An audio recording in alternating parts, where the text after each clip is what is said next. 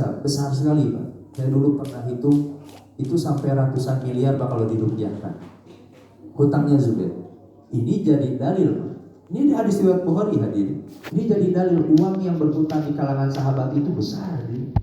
Sampai ada satu hutang kurang lebih 300.000 dinar kepada Abdullah bin Ja'far, seorang sahabat.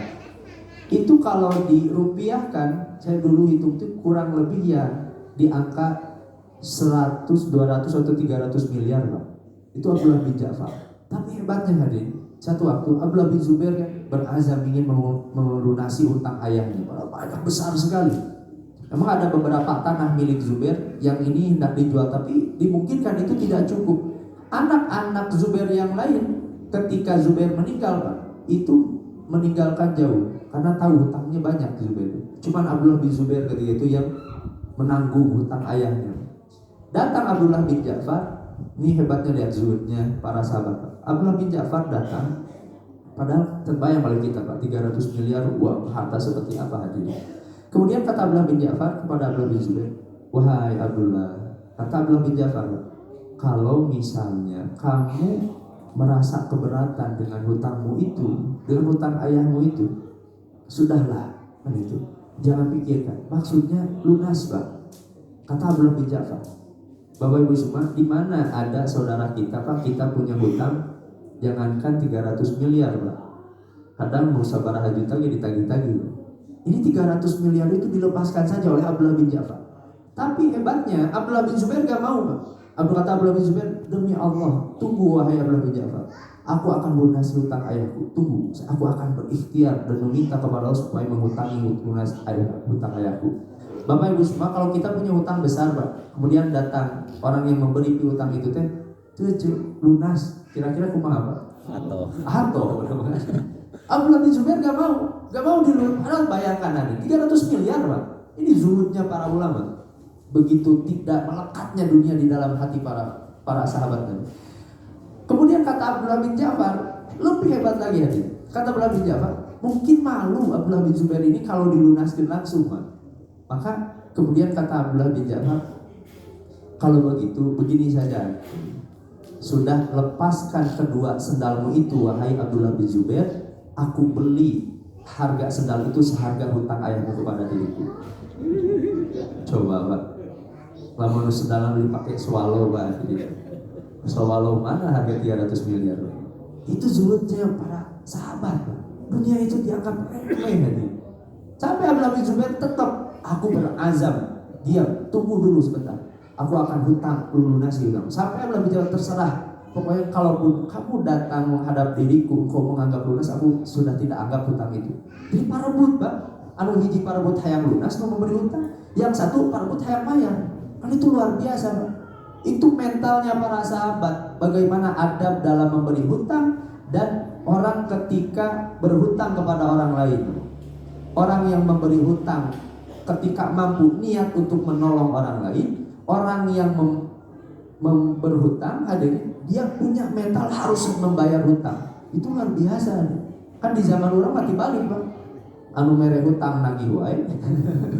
Anu boga hutang tuh bayar. Ini kan gak beres-beres masalahnya.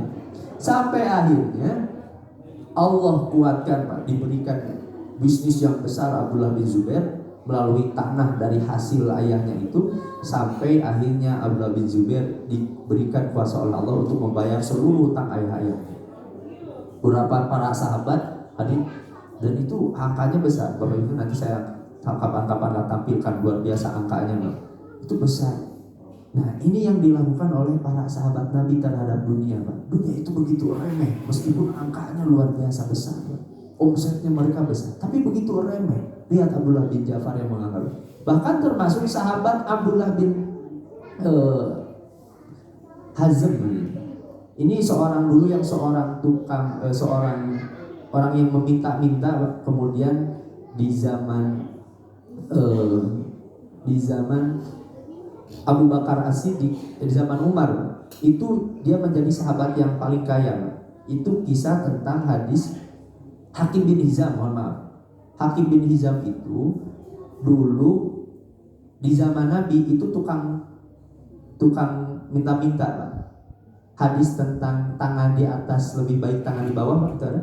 Nah itu hadisnya riwayat Hakim bin Hizam. Jadi satu waktu di zaman Nabi itu, Hakim bin Hizam ini minta-minta ke Nabi, minta-minta dikasih oleh Nabi.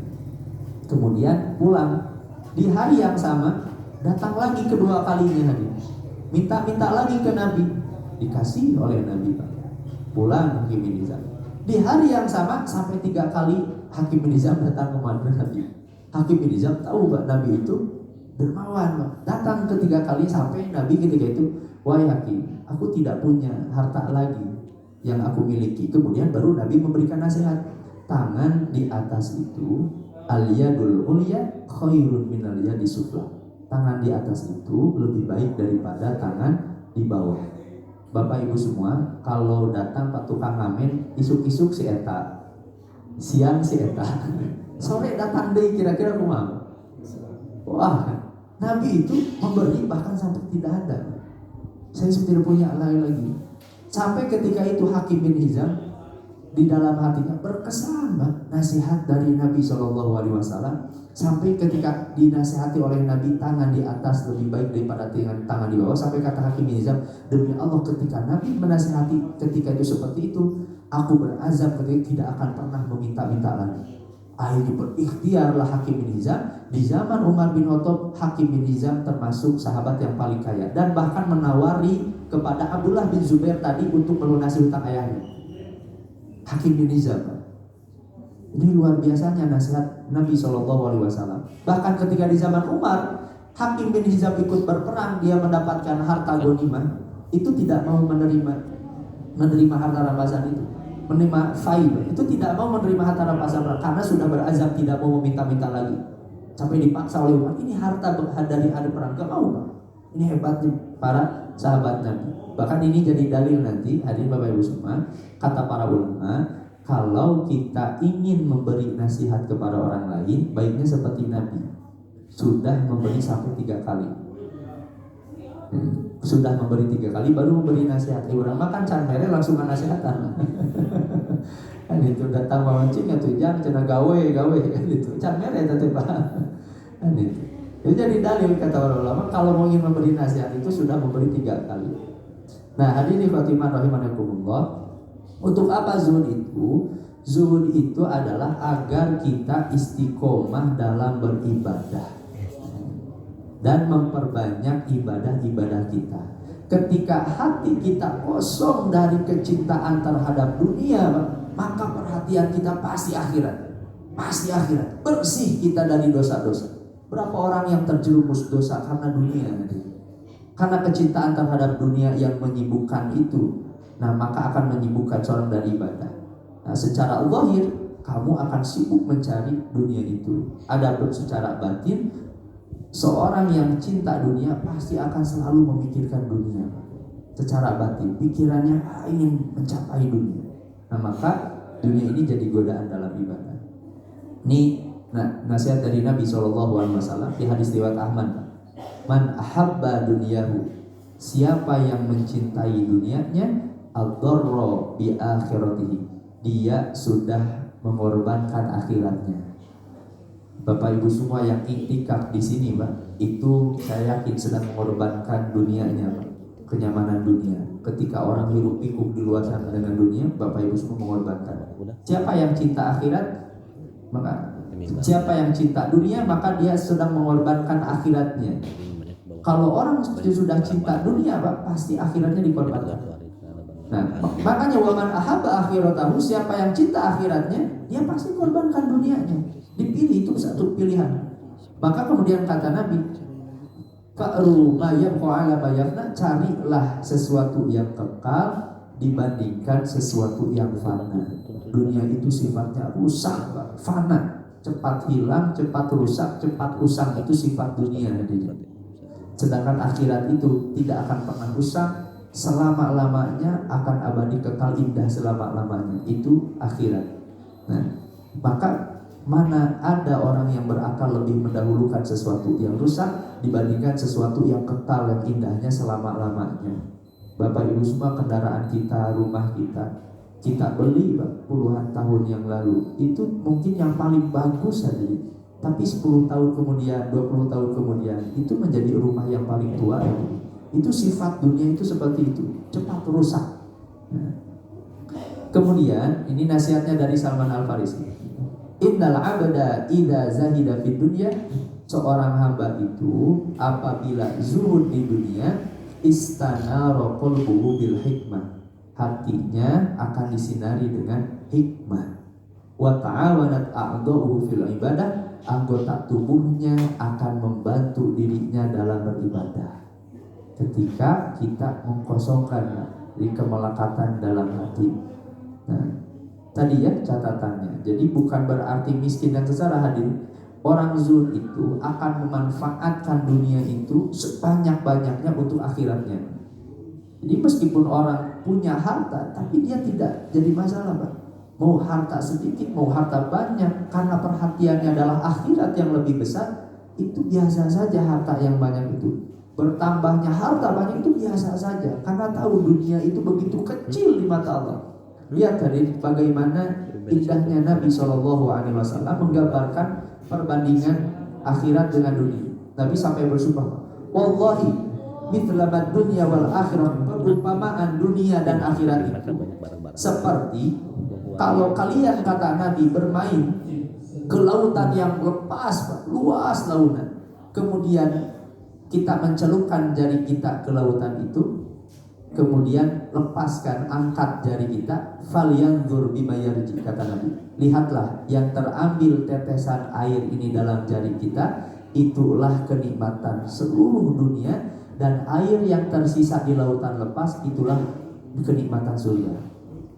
Kebayangan kata Nabi SAW. Seperti itu bandingannya. Makanya kalau orang memilih dunia, dia seperti memilih tetesan air yang terambil dari jari, dan dia meninggalkan air yang begitu luas lepas di lautan yang lepas. Nah, ini orang yang zuhud tadi. Kedua, zuhud ini kata Imam Al-Ghazali akan menambah nilai ibadah. Zuhud akan menambah nilai amal dan menambah kemuliaan. Sungguh ada satu riwayat 2 rakaat yang dilakukan oleh orang yang zuhud lebih dicintai oleh Allah dari ibadah seorang ahli ibadah sampai hari kiamat, karena kebersihan hatinya dari kemelekatan terhadap dunia.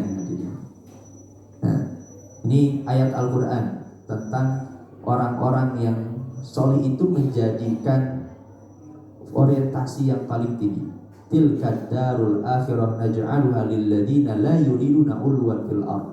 Negeri akhirat itu kami peruntukkan bagi orang-orang yang tidak menginginkan 'uluwan fil ardh, kesombongan, keluhuran.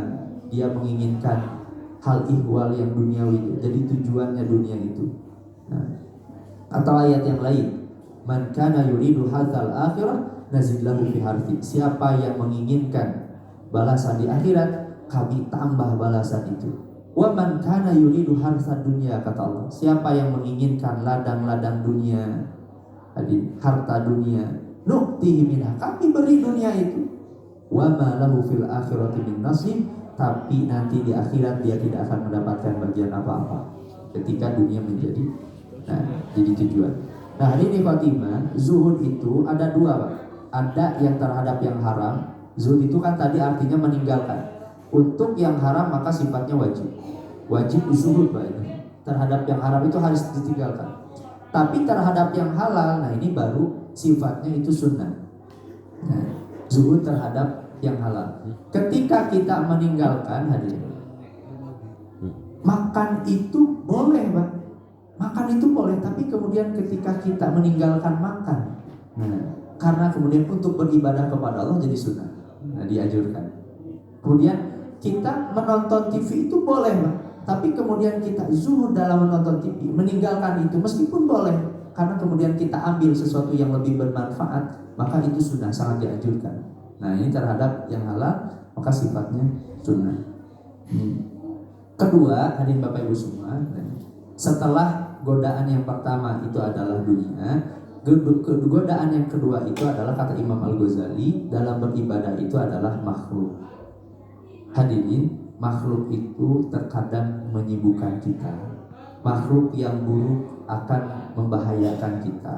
Kalaupun tidak buruk Pak, makhluk itu ujiannya bagi ahli ibadah nanti termasuk jadi perusak ibadah, kata Imam Al-Ghazali, akan melahirkan ibadah-ibadah yang hanya mengharapkan tatapan-tatapan makhluk. Nah, ingin didengar, ingin disebut namanya hadir dari makhluk, ingin disebut sebagai orang yang soleh. Ini godaannya dunia dari makhluk ini mah. Nah, dia dan hadir bisa jadi Bapak Ibu semua, ada orang Pak rajin ibadahnya, tapi semakin rajin ibadahnya semakin rusak ibadahnya. Kenapa? Karena tatapan kepada makhluk, karena ria. Makanya kan kata Nabi, innama akhwafa ma akhafu alaikum asyirkul asghar ar-riya. Sungguh yang paling aku takutkan dari kalian itu adalah syirik kecil, yaitu adalah ria. Kita mengharapkan pujian dari manusia, mengharapkan perhatian dari manusia. Ini yang paling dikhawatirkan oleh Nabi. Kenapa? Karena orang menganggap ibadahnya bagus, ibadahnya indah, ibadahnya banyak, tapi ternyata karena niat yang tidak bersih, kemudian akhirnya rusak ibadah-ibadahnya itu. Nah, ini makhluk. Maka Nabi SAW pun dulu ketika sebelum diutus itu dianugerahkan oleh Allah untuk beruzlah, menyendiri, sedang menggambarkan bahwa hati melatih supaya berduaan dengan Allah Subhanahu wa taala. Kalau saya pribadi hadirin ketika sholat berjamaah itu sering melatih saya sendiri itu. Meskipun sedang berjamaah, saya tahu sebelah kanan siapa, sebelah kiri siapa. Tapi ketika berjamaah saya selalu membayangkan seolah-olah saya hanya dengan Allah Subhanahu wa taala. Supaya menjaga diri ini tidak mengharap perhatian dari siapapun yang ada di sekeliling kita ketika sholat berjamaah. Karena pasti ketika makhluk ada di sebelah sisi kita, itu tabiat manusia itu ingin dilihat, itu tabiatnya. Ada perasaan. Dan setan itu seperti itu, Pak. Setan itu tidak menyuruh kita berhenti ibadah, Pak. Ini tipu daya setan, kata Imam Ibnu Jauzi. Setan itu akan menyuruh kita, silakan banyak terus, sholat malamnya perbanyak, sedekahnya perbanyak. Lihat, si fulan memuji kamu banyak lagi, ibadahnya yang khusyuk. Lihat, orang sampai memuji bukan kamu ahli ibadah.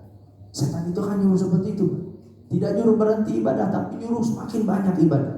Karena ketika seorang semakin banyak ibadah, itu potensi riaknya akan semakin besar. Maka itu ujiannya godaannya bagi para ahli ibadah. Nah, hadirin ikhwatiman rahimakumullah. Ini fitnahnya di akhir zaman, kata satu riwayat dari Abdullah bin Mas'ud. Ini Nabi satu waktu menyampaikan di hadis riwayat Abu Daud, jika umurmu dipanjangkan, niscaya akan datang kepadamu suatu masa ketika banyak juru dakwah tetapi sedikit sekali ulama, dan banyak yang meminta tetapi sedikit sekali yang mau memberi. Hawa nafsu menjadi pemimpin ilmu. Harus bertanya, kapan masa itu datang wahai Rasul? Kata Rasulullah, ketika sholat sudah ditinggalkan, suap menyuap sudah diterima, agama sudah dijual dengan sedikit dari harga duniawi. Sebaiknya bersegeralah, dikhawatirlah engkau akan celaka, maka bersegeralah. Bersegeralah dalam artian bersegeralah untuk beramal sholih ketika dalam keadaan seperti ini. Ini fitnahnya di akhir zaman. Sedikit sulit mencari orang-orang yang lurus itu. Indonesia ini mengkhawatirkan nih angka korupsinya. Ini tahun 2020 saya baca lembaganya Global Asia Corruption kalau tidak salah. Itu Indonesia dari 17 negara di Asia Tenggara itu ranking ketiga, Pak. Suap tertinggi dalam suap pelayanan publik. Itu 3. Aku ranking tiluna bab korupsi, Pak. Itu di bab ketiga. Nah, ini fitnahnya akhir zaman tadi. Nah, makanya kata ini nasihat dari Fudel bin Iyad, hada zamanun ahfadu fihi lisana. Zaman ini adalah zaman yang kita harus menjaga lisan-lisan kita. Wa akhfi makana, bersembunyilah tempat-tempatmu, jangan ingin merasa dilihat, ingin populer. Wa alij qalbak, perbaiki, obati hatimu itu. Wa khudh man ta'rif wa da' man tunkir, tinggalkan apa-apa yang didikari oleh hati kita. Atau kata Imam At-Tauri, hada zamanus sukut, ini adalah zamannya kita untuk diam. waluzumul buyut, kita sudah harus banyak tinggal di rumah. Waridho bilqut ila antamut, kita ridho dengan yang sederhana sampai meninggal dunia. Karena berapa banyak orang karena kemewahan, karena gaya hidup, Pak, dia tidak peduli gaya hidup itu dia diambil dari yang haram. Nah, ini sudah zamannya sekarang sudah seperti ini, hati. Gaya hidup, dia tidak peduli gaya hidup meskipun hasil dari hutang riba, karena pola gaya hidup. Nah, ini nasihatnya dari Ibrahim bin Adham. Menyendirinya kita itu bukan berarti harus mengasingkan diri secara hakiki, Pak. Ini kata Ibrahim bin Adham. Kun wahidan jami'iyan wa min rabbik da unusin wa minan nasi wahsyiyah. Jadilah orang yang menyendiri secara hati, namun berkumpul secara lain biasa saja, bermasyarakat dengan baik, bersosial dengan di masjid. Tapi hati kita memiliki kedekatan terhadap Allah dan menyepi terhadap manusia. Nah, kita biasa saja dengan manusia, tapi kita merasa selalu hanya dengan Allah Subhanahu wa taala. Meskipun ada makhluk di sana. Ini nasihatnya dari Ibrahim bin Adham. Ketiga, tadi setelah godaan dunia, kemudian godaan dari makhluk. Yang ketiga, godaan dari dalam ibadah itu adalah godaan setan. Setan selalu membisikkan ke dalam hati-hati kita. Min syarril waswasil khannas, itu dibisikkan ke dalam hati kita supaya malas beribadah, supaya berhenti beribadah, atau tadi kalaupun beribadah harus riya. Ini bisikan-bisikan dari setan. Itu kata Allah sendiri, inna syaitan lakum aduun fattakhiluhu aduan. Setan itu adalah musuh kalian, maka jadikanlah setan itu musuh-musuh. Setan itu, Pak, bisikan-bisikan jahat ke dalam hati kita untuk melakukan keburukan. Maka caranya apa? Jadikan musuh. Sebaliknya, kalau setan menyuruh kita malas, lawan dengan rajin.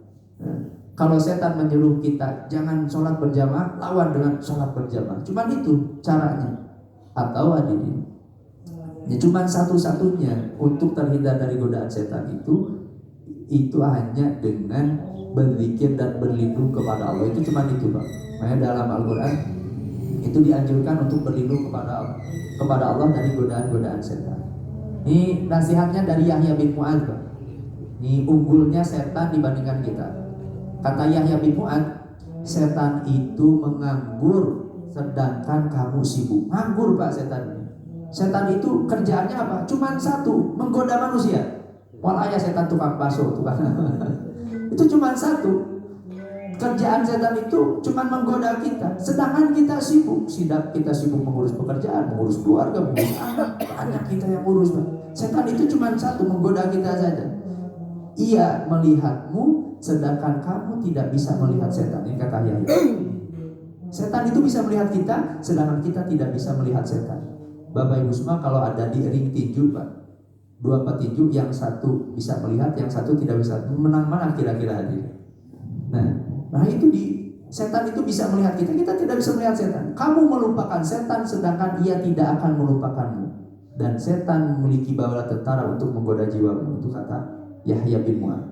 Nah, maka tidak ada lain dari lawan. Bagaimana kita melawan setan? Yang pertama, kata Imam Al-Ghazali, inna tadbir fid daf'i syaitan al-isti'adu billah, meminta perlindungan kepada Allah dari godaan-godaan syaitan.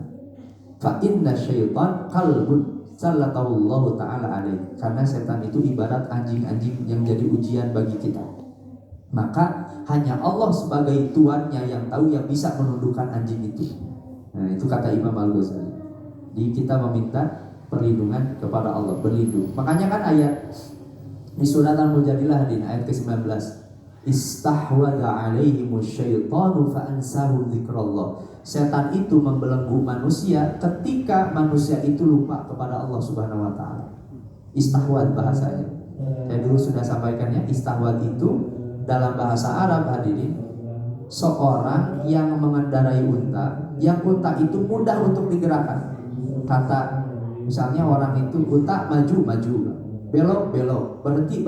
Itu istahwad. Seperti itulah setan ketika kita tidak berzikir kepada Allah, kita lupa kepada Allah. Kata setan, tong ke masjid, tuh ke masjid. Jangan berinfak, jangan berinfak. Itu seperti itu, orang dikendarai oleh setan. Kemudian ini nasihatnya dari Imam Al-Ghazali. Inna dzikrallah fi janbi syaitan kal akilati fi janbi bani Adam. Zikir kepada Allah itu bagi setan seperti penyakit ganas yang menggerogoti anak cucu Adam. Jadi ketika kita banyak berzikir, setan itu tidak akan mungkin bisa menggoda kita. Atau nasihatnya dari Abu Bakar As-Siddiq dalam Musnad Abu Ya'la.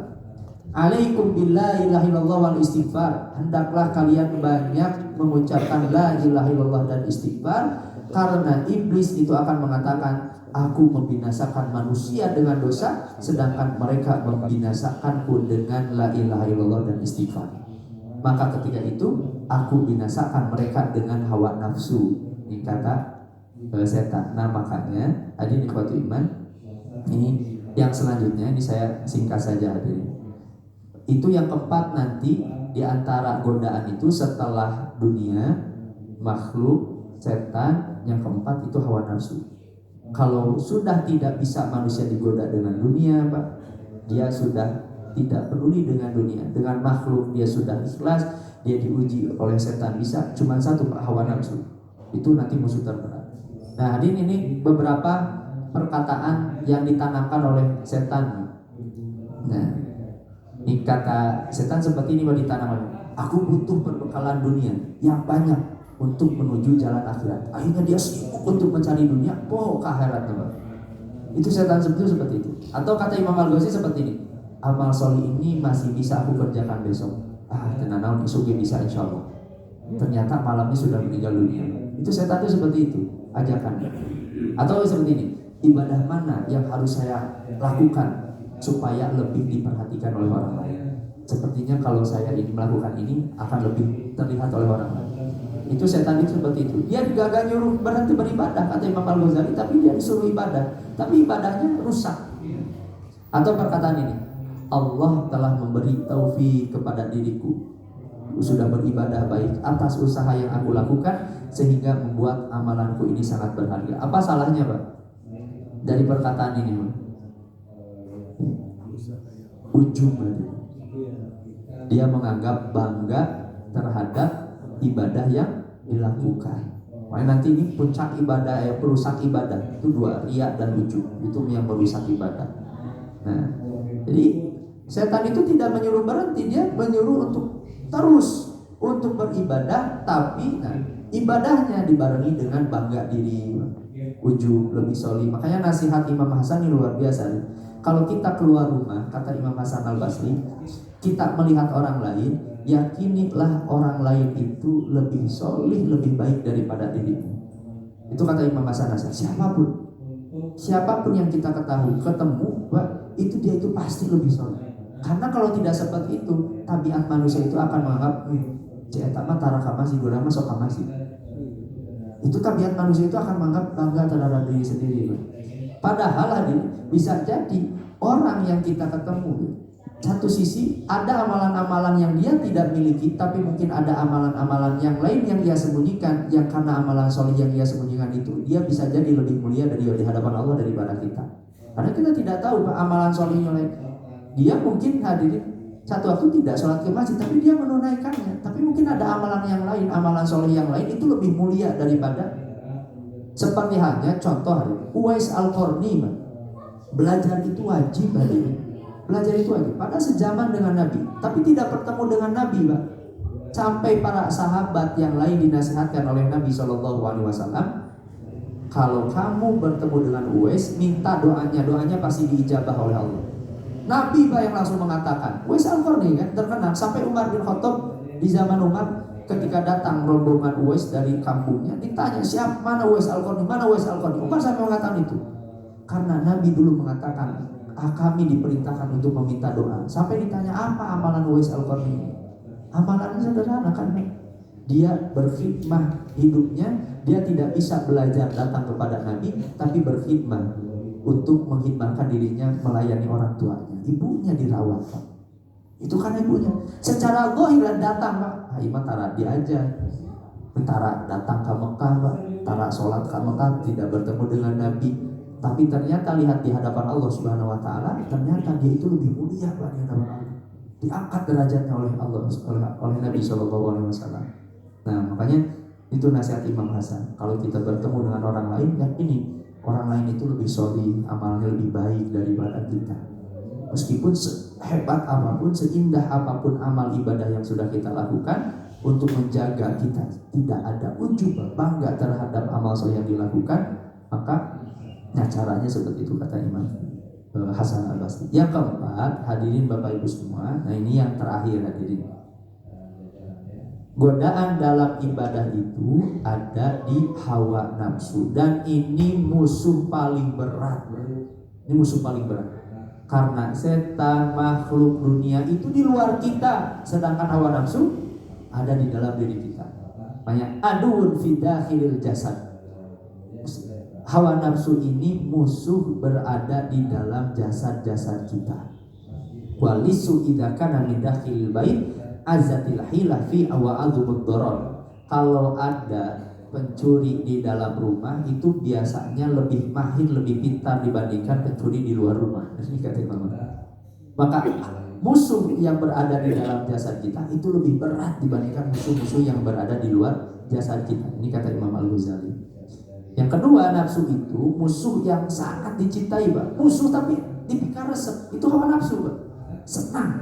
Mari lihat. Maksiat-maksiat dan dosa-dosa itu semuanya pasti disukai oleh hawa nafsu, Pak. Pasti. Zina, khamr, dunia, pasti. Dosa-dosa dan maksiat itu pasti disukai oleh hawa nafsu. Makanya nafsu itu jadi musuh paling berat. Sedangkan manusia itu buta dari aib yang dicintainya. Ini kata Imam Al-Ghazali. Hampir-hampir dia tidak pernah melihat kekurangannya. Seorang itu pasti menganggap dirinya sudah melakukan kebaikan. Dia tidak pernah hadir untuk mengecek dirinya mana keburukan-keburukannya. Nah, hadirin ikhwati, bagaimana kita menjinakkan hawa nafsu kita? Yang pertama, mengekang syahwat. Karena hewan yang tidak bisa dikendalikan akan lebih jinak dan lemah ketika dikurangi porsi makannya. Ini kata Imam Al-Ghazali. Makanya kenapa? Itu hikmahnya saum. Saum itu ketika jasad kita dijinakkan, maka syahwat hawa nafsu itu akan lebih mudah dikontrol. Makanya lihat ketika di bulan Ramadan orang lebih semangat ibadahnya dibandingkan di bulan-bulan yang lain. Karena hawa nafsunya sedang diredam, dibantu dengan saum.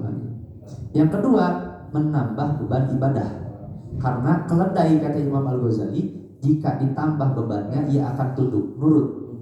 Maka ketika kita tambah beban ibadahnya, nafsu itu akan semakin berkurang. Bapak Ibu semua yang iktikaf, ketika banyak beribadah, baca Quran, sholat berjamaah, ya Pak, hawa nafsu di luar itu akan dilupakan, diredam, karena ditambah beban ibadahnya. Kemudian kata Imam, yang ketiga, meminta pertolongan kepada Allah dan tunduk kepada Allah agar Allah menolong kita. Jika tidak, maka tidak ada jalan keluar. Sungguh nafsu ini akan selalu mendorong kepada keburukan. Itu kata Yusuf kan, inna nafsa la ammaratun bisu. Sungguh jiwa-jiwa ini mendorong kepada keburukan-keburukan. Makanya dalam Al-Quran kan ada berapa tingkatannya? Ada nafsu mutmainnah, ada nafsu al-lawamah, ada nafsu ammarah. Ini dalam bahasa Al-Quran. Nafsu ammarah ini yang paling buruk. Nafsu selalu mendorong kepada dosa, keburukan. Ini nafsu ammarah. Ada nafsu lawamah. Nafsu lawamah itu seorang sudah punya kecenderungan kebaikan, tapi dia masih menyesal terhadap keburukan yang dilakukan. Nah, paling tinggi itu nafsu al-mutmainnah. Makanya di surat Al-Fajr ya ayyatuhan nafsul mutmainnah, dipanggil. Makanya kalau di hadis riwayat Ahmad itu, malaikat pun memanggil orang-orang yang amal solehnya baik itu, ya ayyatuhan nafsul mutmainnah ukhruji. Wahai jiwa-jiwa yang baik, keluarlah dari jasadmu, keluarlah dari jasadmu. Nah, kemudian hadirin, ini beberapa hawa nafsu dari jasad kita, Pak. Apa saja? Hawa nafsu mata, Pak. Hadirin, hati-hati, ini nasihat dari Isa alaihissalam, terhadap pandangan, karena ia akan menanamkan syahwat. Hari ini hadirin, diujinya anak-anak kita berat dengan media sosial, hadirin, dengan media-media YouTube. Ini ujinya berat. iyyakum wan nadhara fa innaha tazra'u fil qalbi asyahwa. Atau ini nasihatnya Sufyan, hawa nafsu lisan. Dari Sufyan bin Abdullah, ya Rasulullah, apa yang harus aku takuti terhadap diriku? Kata Nabi, nih lisan, hawa nafsu. Nah, apa saja hawa nafsu ini? Tadi ini lisan saja masih sama, termasuk perut. Nah, punya hawa nafsu. Ini kata Yahya bin Mu'adz, ketaatan itu tersimpan dalam lemari Allah, kuncinya adalah doa.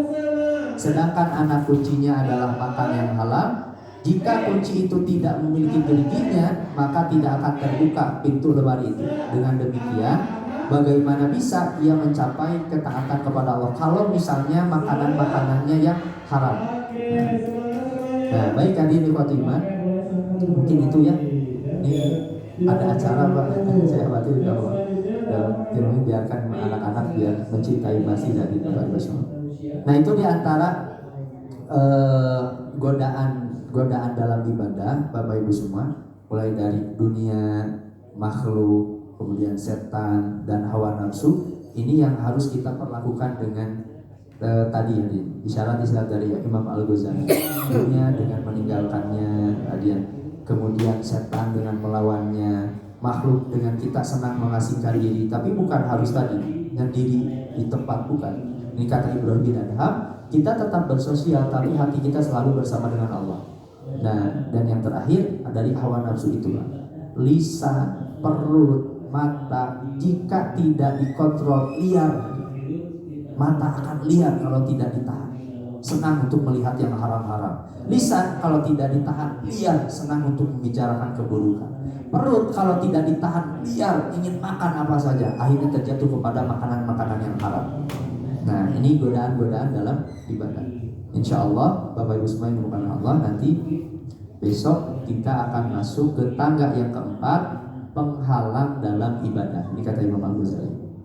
Mulai dari tangga ilmu, kemudian tobat, dan kemudian di perjalanan hati-hati ada godaan-godaan dalam ibadah yang tadi disebutkan oleh Imam Al-Ghazali. Dan nanti kita akan lihat penghalang dalam ibadah, atau dalam bahasa Imam Al-Ghazali disebut dengan al-awarib, penghalang-penghalang dalam ibadah.